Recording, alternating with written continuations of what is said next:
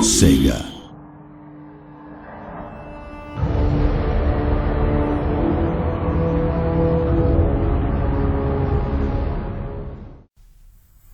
Hello, good evening, and welcome to the latest Total War Warhammer campaign walkthrough video.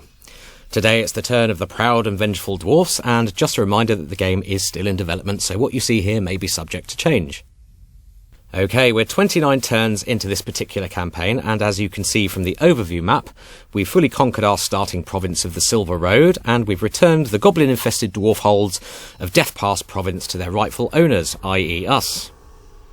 We've secured strong treaties with our fellow dwarfen clans of Karak Azul, Barakvar and Zufbar, who've helped us successfully divide and push back the various greenskin tribes, though Zufbar has recently dragged us into their war with the vampiric faction of Schwarzhaven. Nice one, Zufbar.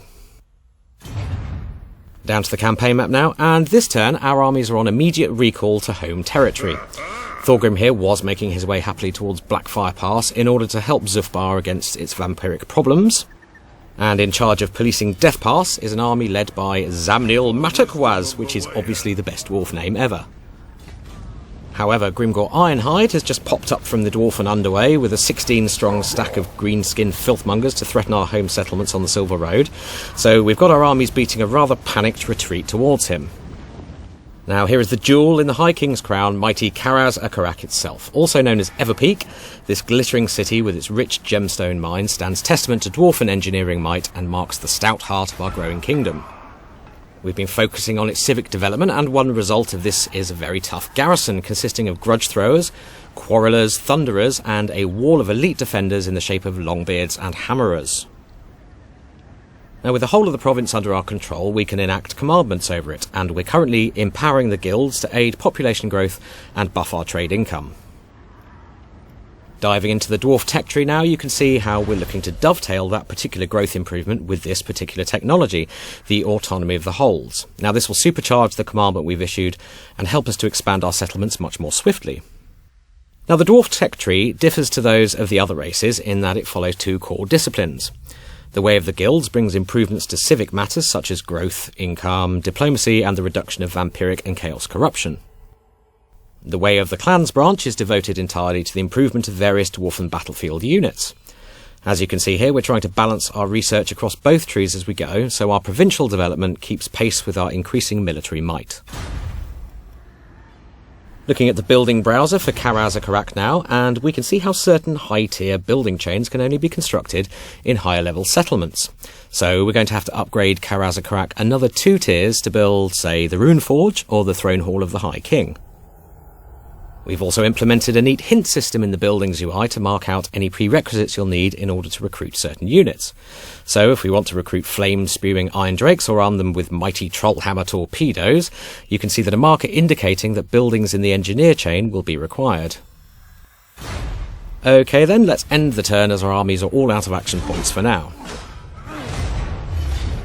And as predicted, Grimgor has marched on one of our settlements. Now we have a single level 1 lord here marshalling a teeny tiny garrison versus Grimgor's significant force, so there's not much hope to be honest.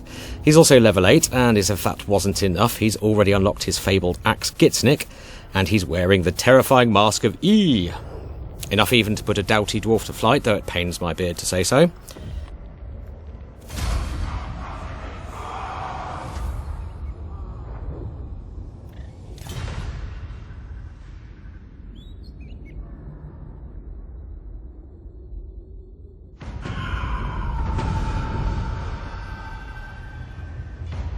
So Mount Squighorn is now in the hands of the Greenskins, and a grudge has been issued as a result. So let's open up the Damazkron, the Great Book of Grudges, and see what's what. Now, as factions mess with you during the game, these crimes are recorded and grudges are duly issued. Part of playing as the dwarfs involves settling these grudges. It's best to keep on top of them, as it's an affront to dwarven pride if vengeance is not exacted. Keep your outstanding grudges low, and you'll enjoy improved public order and diplomatic relations with other dwarf clans. Let the grudges stack up though, and over time you'll lose their respect and begin to face increasingly negative consequences. Clearing grudges often brings a meaty cash reward, but may confer other benefits as well. This particular Groby Scum grudge earned us, for example, 3 turns of vastly increased leadership against the Greenskins during battles. So, with a grudge to settle and territory to reconquer, let's get our armies on the move. We're going to put Amnil here into marching stance and get him and his boys moving.